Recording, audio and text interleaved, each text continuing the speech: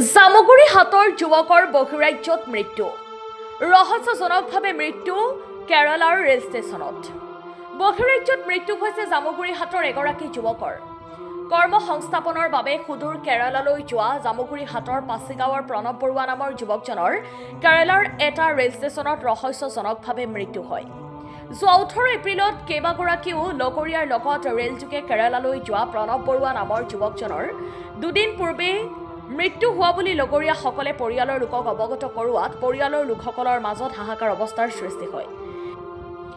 এটি পুত্ৰ আৰু এগৰাকী কন্যা সন্তানৰ পিতৃ প্ৰণৱ বৰুৱা নামৰ যুৱকজনৰ মৃত্যুত ৰহস্যৰ গোট পাইছে পৰিয়ালৰ লোকসকলে।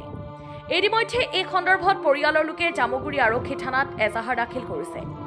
জামুগুৰি হাটৰ পৰা আনোৱাৰ আহমেদৰ ৰিপৰ্ট, অসম নিউজ লাইভ। মোৰ ভাইটি হয়। কি নাম আছিল? প্ৰণৱ বৰুৱা। কি মানে ঘটনাটো কেনেকুৱা হ'ল?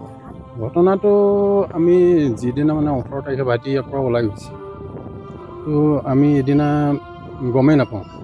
তাৰ পিছদিনা দেওবাৰে প্ৰায়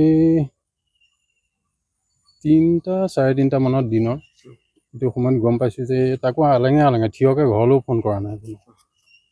এতিয়া যাওঁতেতো ঘৰৰ পৰা সুস্থকৈ গৈছে, তাত গৈ কি হৈছে হত্যা কৰিব পাৰে তেনেকুৱা অনুমান হয় আমাৰ অলপ।